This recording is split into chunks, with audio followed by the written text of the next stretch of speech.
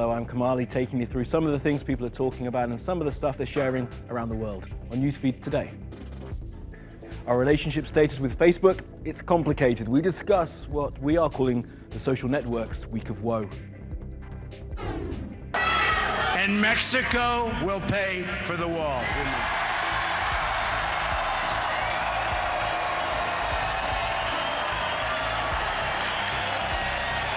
100%.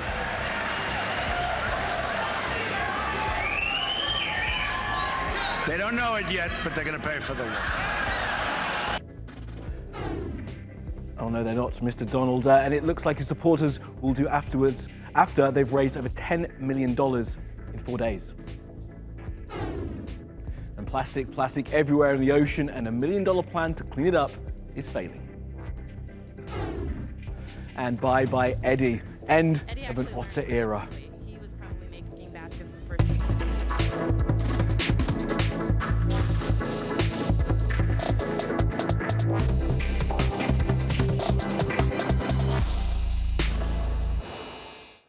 Well, the top of our news feed, Facebook Friday. It's been a week of woe for the social network, drawing to a close a year that Mark Zuckerberg and them would rather forget. But it's Facebook and it just keeps reminding you of stuff. In this case, how lax they've been with all our data and how often and systematically they have monetized that data without us knowing.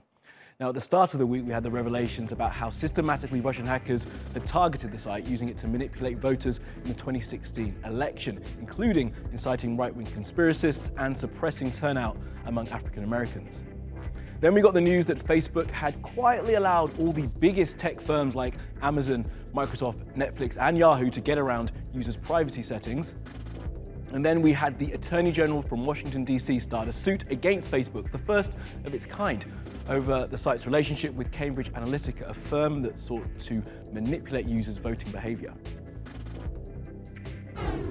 It's difficult to keep count of all the different things that are coming up about Facebook at the moment. So maybe this week's the worst. There have been some others that have been pretty bad, and maybe next week will be even worse. We shall see. I think that the problem is a fundamental one. Facebook is hit by privacy scandals because Facebook's whole business model is based on invasions of our privacy. So if you learn more about Facebook, you'll pretty soon find a new scandal to talk about. And people are logging off in huge numbers at the moment, Paul. And you and I have talked about this before, what it will take for people to say, no, that's enough, I'm going to close my Facebook account down. Do you think, I wrote this actually earlier this week, do you think we've crossed a bit of a Rubicon with people's sentiments towards it? Well, I would hope so, but we've been here before. In the past, there have been scandals that should have persuaded people that things are really that it's not something that's beneficial overall, and that they can do things in other ways that don't have all the consequences that Facebook has. And I think one of the interesting things is how Facebook's trying to defend itself at the moment. They're kind of saying, oh, we used to be bad, now we're really, really, really good. Oh, and by the way, please buy our new camera that goes into your bedroom and tells everybody exactly what you're doing there. It's like the moment they say they're doing something good, they immediately do something bad. At some point, we have to make this leap to understand, actually, this is how it works. This is how Facebook is. Well, we've seen this suit being brought by an attorney from the District of Columbia in the US. That's another marked step, isn't it, towards something being done about Facebook? Because if that suit goes badly for the company, they could be fined, or worse for them, regulated. Yes, and they're very much concerned about the regulation. Though it's really interesting, some of the recent this week's revelations in the New York Times are actually things that should have been covered by previous regulation from 2011, 2012. And the regulators then said they were going to be tough and actually ended up not being tough. I think what's going to be equally interesting is when the European regulators get a grip on it through the GDPR, which came into force this year, but really hasn't yet had its teeth into Facebook, because the fining capabilities there are immense.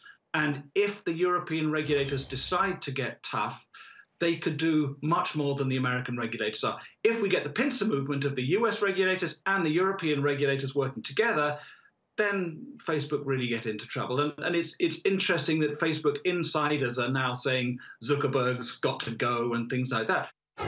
That would solve some of the problems, but it would be like kind of getting rid of a figurehead while leaving the main thing really in place. And if they think just getting rid of him will get rid of all the problems with Facebook, then I think they're missing the point. It's Facebook's entire business model that's the challenge here.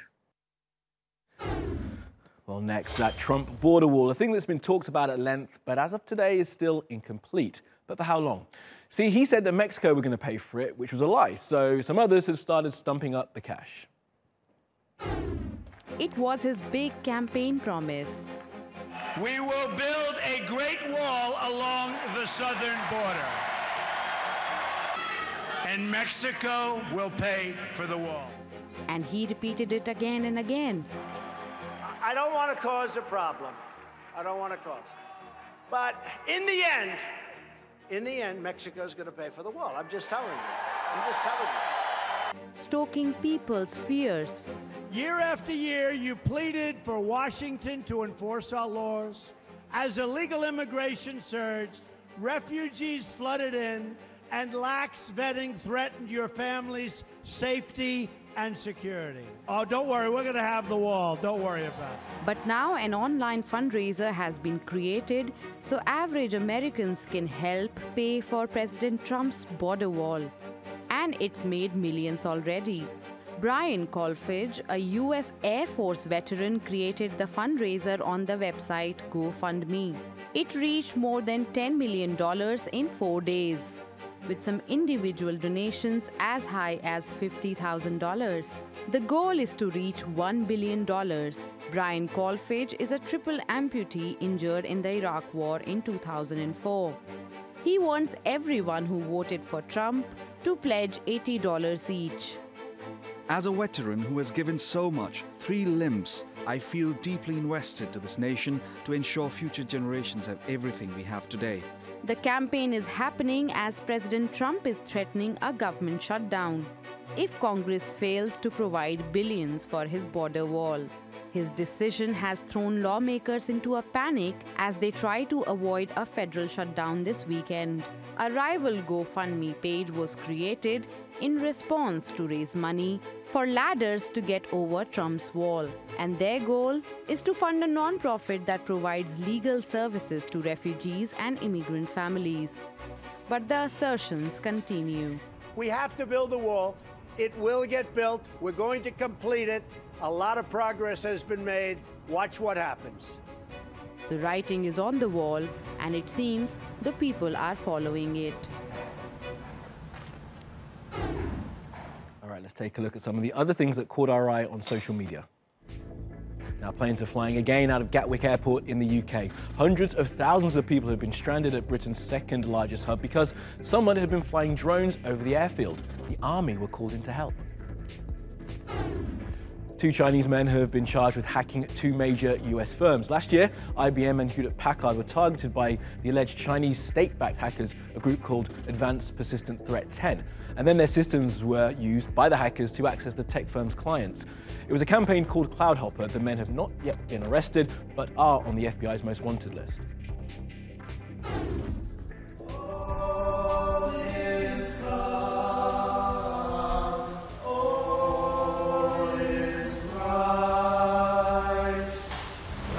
And some cops in New Zealand who have gone viral after doing a little barbershop quartet carol service in a stairwell at their police station. Here's some more of the crooning coppers.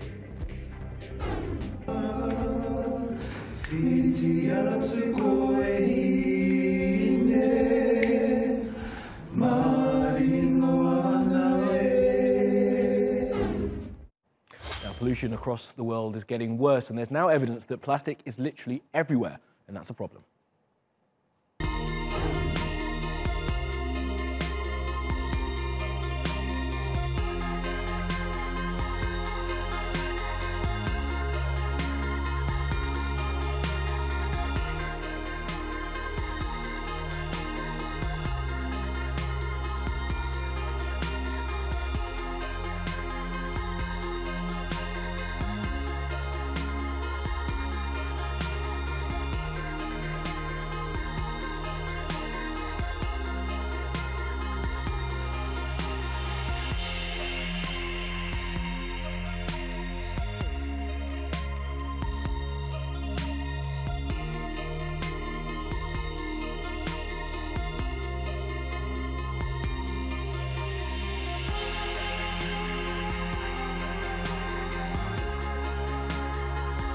We've done a lot of work to get to this point. On one side, understanding the problem, many reconnaissance missions, expeditions, and on the other hand, doing all the scale model testing and prototyping and calculations to make sure that we can eliminate every risk possible. We believe that every risk that we can eliminate in advance, we have been able to eliminate. But that doesn't mean that all risks have been eliminated.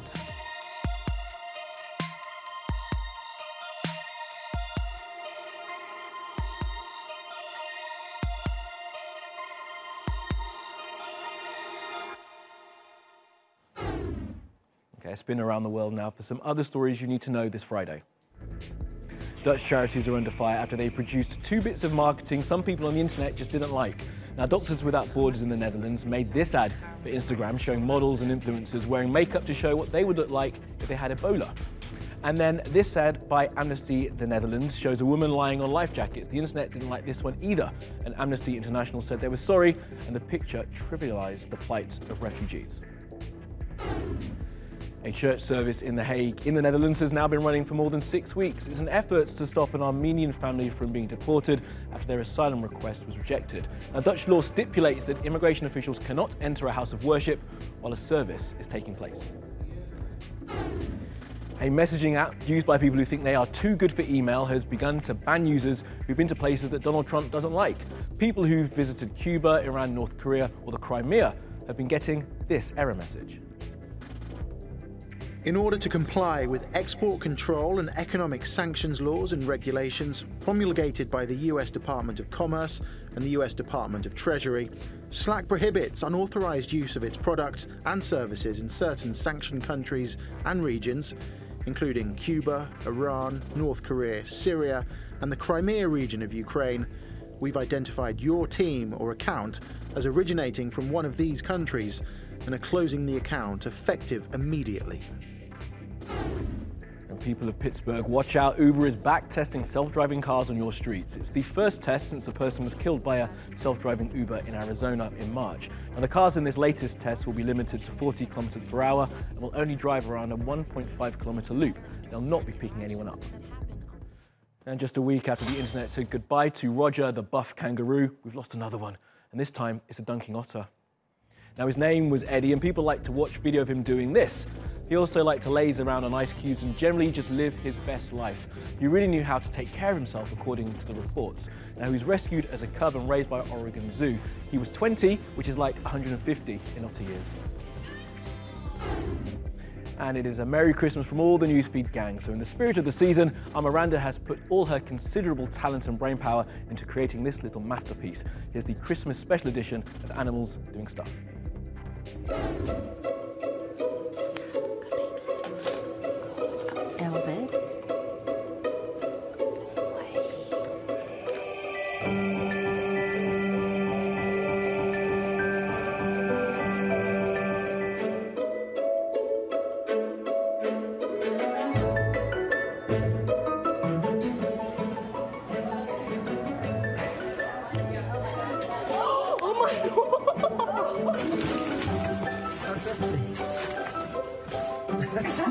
Please, I'm not going to give it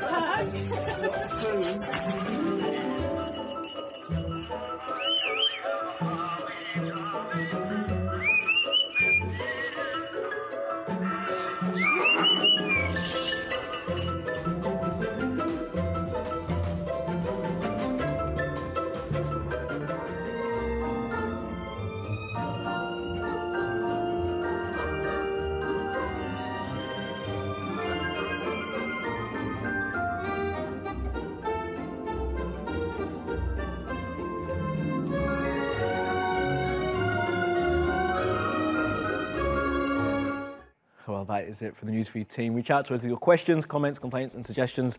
I'm at Kamali Melbourne. You'll find us 24/7 on Twitter and YouTube. Follow and subscribe. See you again soon.